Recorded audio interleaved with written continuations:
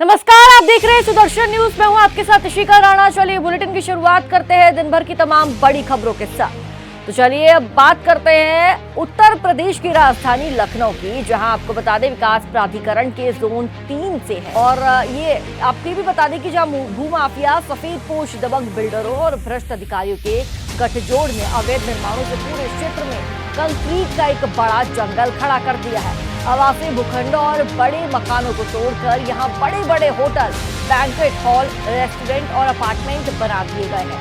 और अब भी यह सिलसिला रुकने का नाम नहीं ले रहा। यहाँ पर स्थानीय लोगों का और तमाम भारतीय जनता पार्टी के समर्थकों तक का आरोप है कि भूमाफियाओं के लिए काम कर रहे लखनऊ विकास प्राधिकरण के प्रवर्तन अधिकारी और जोनल प्रभारी शिकायतों पर कोई कार्रवाई नहीं करते हैं और IGRS की शिकायतों पर भी फर्जी निस्तारण कर अपने वरिष्ठ अधिकारियों और सूबे के मुख्यमंत्री को भी गुमराह कर रहे हैं, जिस पर यह आपको बता दें कि कड़ी कार्रवाई की सख्त आवश्यकता है। भूमाफिया, दबंग बिल्डरों और भ्रष्ट अधिकारियों के गठजोड़ के कारण ही अनेक लोगों के घरों का निवेश असुरक्षित है और यही नहीं, अवैध निर्माण से सरकारी खजाने को चोट लग रही है और राजस्व को करोड़ों अरबों का नुकसान भी लगातार हो रहा है। मेरे हिसाब से जो इसका मेन रीजन है, जो भूमाफिया हैं और LDA के अधिकारियों के बीच जो गठजोड़ है, इसको तोड़ने में कहीं सरकार नाकाम हो रही है। इसके कारण ये सब चीजें बढ़ रही हैं। बिल्डिंगें सील होती हैं, उसके बाद फिर खुल जाती हैं, तो कहीं न कहीं तो कुछ तो हो रहा है। और अभी आप देखिए, भ्रष्टाचार, बेलगाम अधिकारियों के कारण सरकार की कितनी बेइज्जती हो रही है। इसके कारण जो है हम कितनी सीटें यूपी में हार गए और आगे आने वाले समय में विधानसभा चुनाव है। इसमें माननीय मुख्यमंत्री जी को इस मामले की संज्ञान लेने की जरूरत है। मेरा तो ये सीधा कहना है कि इसमें पूरी तरीके से भ्रष्टाचार में लिप्त हैं आपके लखनऊ विकास प्राधिकरण के अधिकारीगण और स्थानीय नेतागण और बहुत से ऐसे जो है समाज के प्रभावशाली लोग जिनके शह पे ये गोरखधंधा चल रहा है। LDA द्वारा जितनी भी बिल्डिंगें सीज की गई हैं, सीलिंग की गई, उसमें भी बैकडोर से कहीं ना कहीं उसमें निर्माण कार्य अवैध रूप से जारी है, उसका कोई रोकथाम नहीं हो रहा है। और बहुत सारे ऐसी बड़ी बड़ी बिल्डिंगें बन गई जो जिनका कोई भी अप्रूवल नहीं है, उसके बावजूद लगातार निर्माण हो रहा है। किसकी सह पे हो रहा है, क्यों हो रहा है, पता नहीं आ रहा, पता नहीं समझ में आ रहा कि किसका इसमें हाथ है। अभी भाजपा ने इन्हीं भ्रष्टाचार की वजह से यहाँ पे इतनी मजबूत सीट गंवाई है, उसके बावजूद ये लोग चेत नहीं रहे हैं। भगवान जाने और क्या होना बाकी है। अभी 2.5 साल बचे हुए हैं हमारे विधानसभा सरकार के। मुझे नहीं लगता कि अगर ये रोकथाम नहीं हुआ, इस पे माननीय योगी जी ने अगर इस पे कार्रवाई नहीं किया, भ्रष्ट अधिकारियों को यहाँ से नहीं हटाया, भगाया, तो जाहिर सी बात है कि अगला चुनाव भी बहुत भारी पड़ने वाला है। असल जिन संस्थानों की जिम्मेदारी थी लखनऊ को अवैध निर्माण से बचाने की और संवारने की, उन्हीं संस्थानों के भ्रष्टाचार ने, उनके भ्रष्ट अधिकारियों ने पूरे लखनऊ की सूरत ही बदल दी।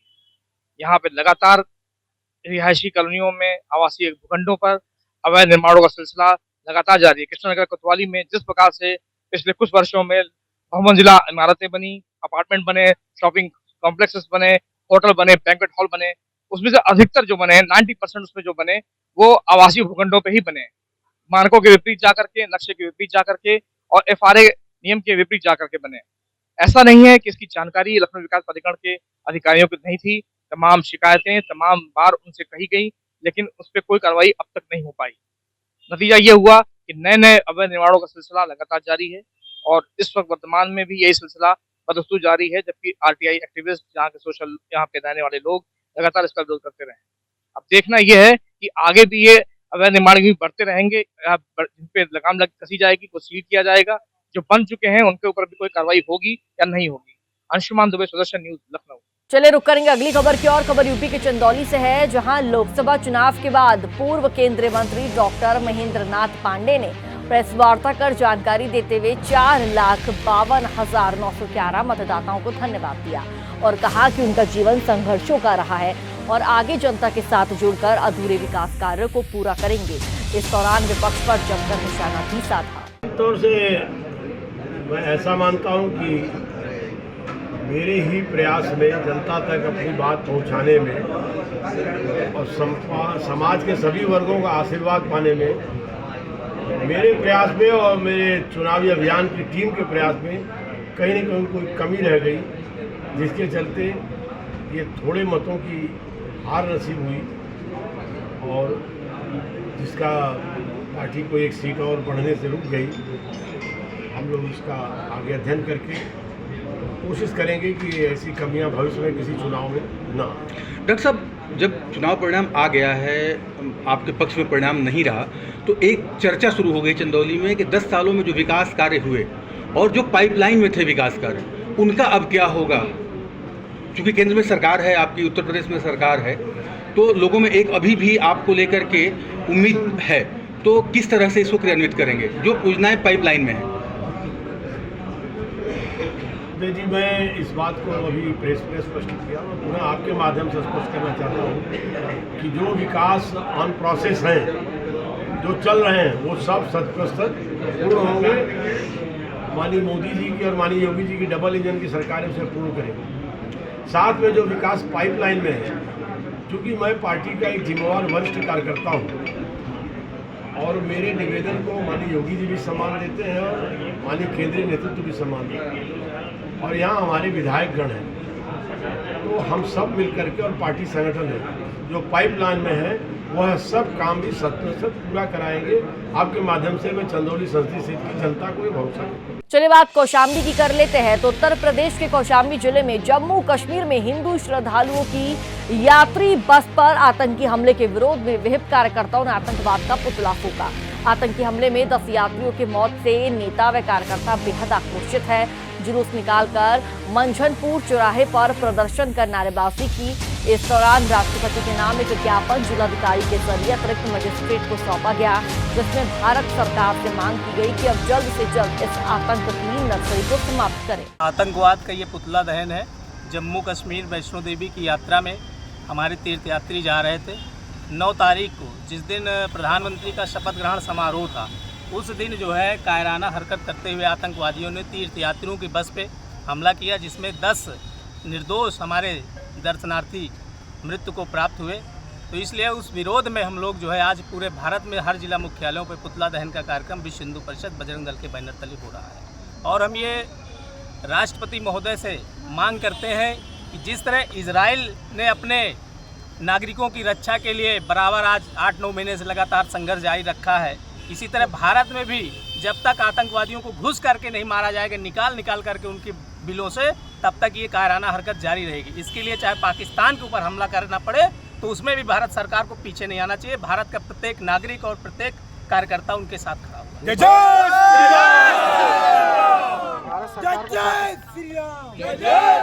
भारत सरकार को पाकिस्तान पर हमला कर देना चाहिए।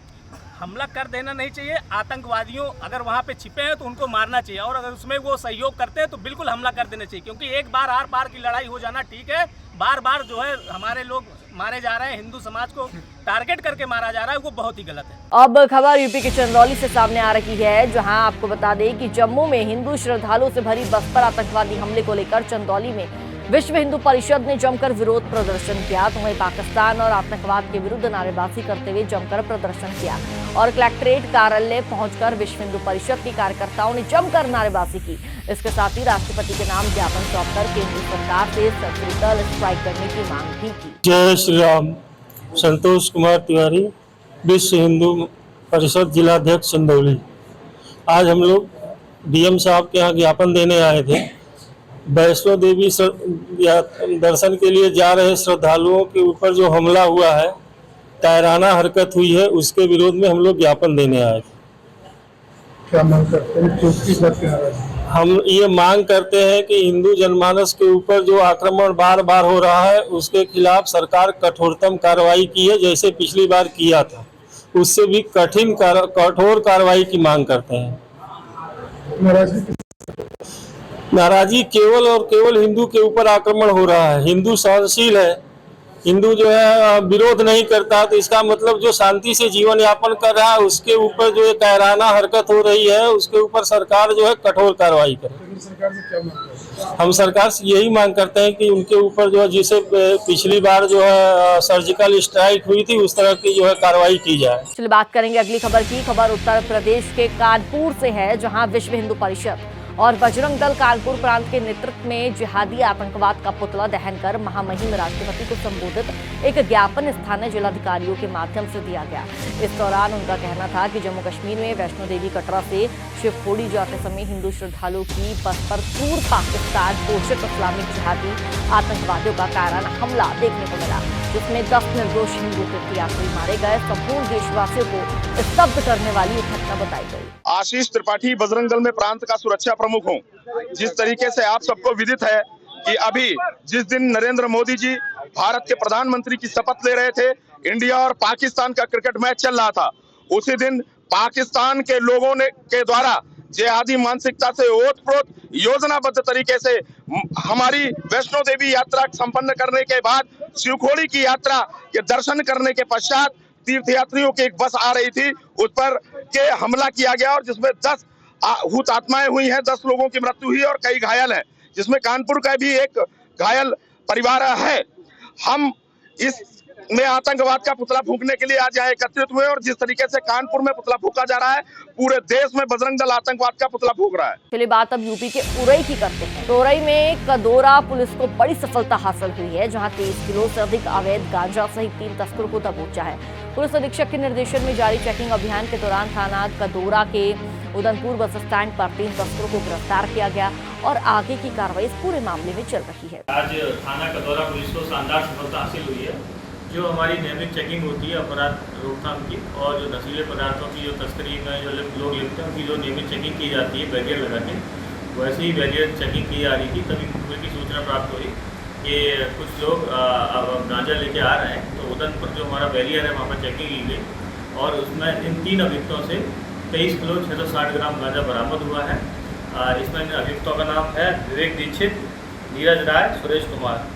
एक अभियुक्त का आपराधिक इतिहास भी है और अभियुक्तों के हम आपराधिक इतिहास निकाल रहे हैं और इसमें मुकदमा पंजीकृत कर अग्रिम विधिक कार्रवाई की जा रही है। तो ज्यादा बिजली की खपत को देखते हुए मऊ जिले के बिजली विभाग की विजिलेंस की टीम ने नगर क्षेत्र के मुंशीपुरा मखनवा मोहल्ले में विद्युत विभाग के सघन चेकिंग अभियान चलाया है। साथ ही उपभोक्ताओं की बिजली की चेकिंग कर अवैध कनेक्शन धारकों पर कार्रवाई की गई। विजिलेंस की टीम ने अवैध कनेक्शन धारकों को नोटिस थमाया और उन्हें बिजली विभाग कार्यालय आकर स्पष्टीकरण देने को कहा।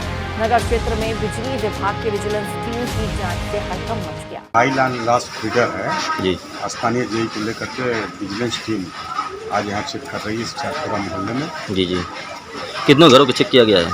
अभी 2-3 घरों को चेक किया गया है और सबको कागज लेकर के बुलाया गया है कि अपना अपना कागज जो है दिखाते मौके पर दिखा नहीं पाए हैं। जी जी, उनका कागज देख करके जो है उचित कार्रवाई की है। क्या कुछ कमियाँ मिली हैं क्या? हाँ, कुछ जगह कमियाँ मिली हैं। अब लोड है, कहीं ज़्यादा लोड है, परिवर्तन है, तो विधा परिवर्तन है, कमर्शियल में घरेलू कनेक्शन है, कमर्शियल चला रहे हैं, यही सब मिला है। ठीक, ये अभियान कब तक चलेगा? ये तो पर डे चलता है, अलग अलग क्षेत्रों में जो है प्रतिदिन चलता है। जी जी, अब कहाँ चलेगा ये अभियान? हैं? अब किधर चलेगा अभियान? अब इसी मोहल्ले में देखते हैं किधर।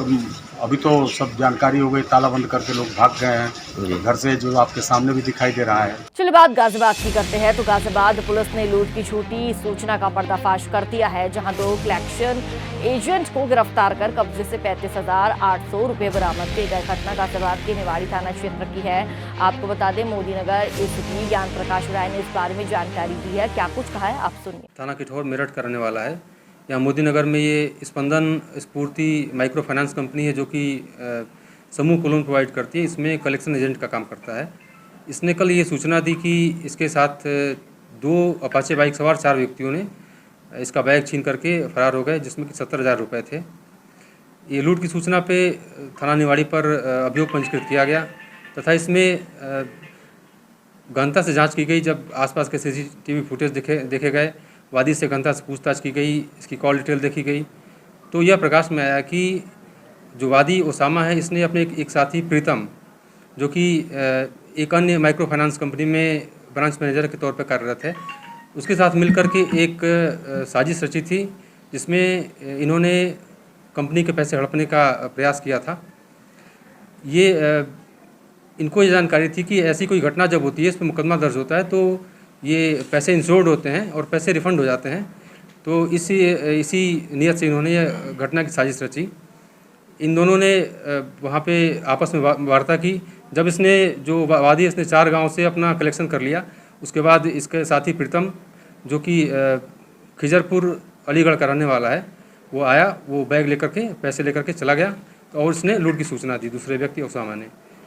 इनसे जो लूटा गया, कथित रूप से लूटा गया जो पैसा, उसमें से 35,880 रुपये बरामद किए गए हैं।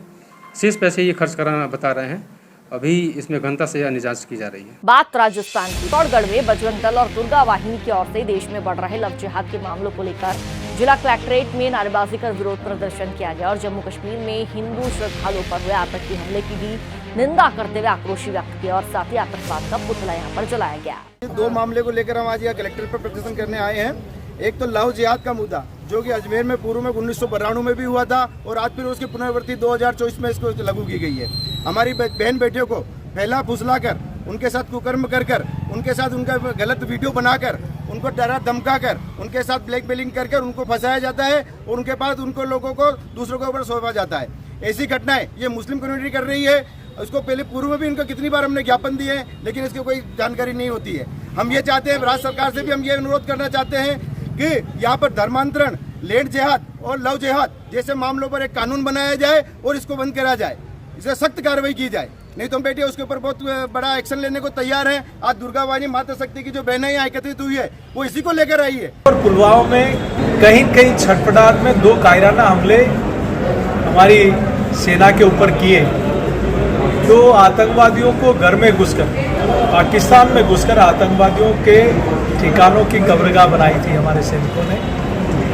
और ये नरेंद्र मोदी जी की सरकार है, इसमें टेररिज्म पर 0 टॉलरेंस के साथ काम करने वाली सरकार है। अभी इस कश्मीर की जो घटना है, जम्मू कश्मीर की, उस घटना पर भी निश्चित रूप से हम इस घटना की निंदा भी करते हैं और सरकार इसको गंभीरता से लेगी, ऐसा मैं मानता हूँ। अब बात मध्य प्रदेश की कर लेते हैं। तो मध्य प्रदेश के सीधी में बजरंग दल व विश्व हिंदू परिषद ने गौ तस्करी पर रोक लगाने के लिए कलेक्टर को मुख्यमंत्री के नाम 19 सूत्रीय मांगों को लेकर ज्ञापन सौंपकर कहा कि कई महीने से गौ तस्कर ट्रक व कई वाहनों से तस्कर करते नजर आ रहे हैं, जिसके चलते तस्करी प्रतिदिन बढ़ती जा रही है और ऐसे आरोपी तस्करों पर कड़ी से कड़ी और सख्त कार्रवाई होनी चाहिए। विश्व हिंदू परिषद के प्रांताध्यक्ष सर, आज इस अभियान में जो ज्ञापन सौंपा जा रहा है, इसका मुख्य उद्देश्य क्या है?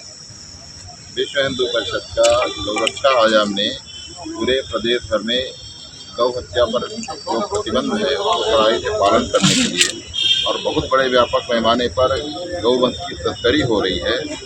मध्य प्रदेश सरकार ने गौरक्षा संवाद के समय माननीय मुख्यमंत्री जी ने आश्वस्त किया था कि यह वर्ष गौ संरक्षण संवर्धन का संकल्पित वर्ष होगा और गौशालाओं की दान राशि भी बढ़ाई जाएगी, और लेकिन उसका पालन हो नहीं पा रहा है।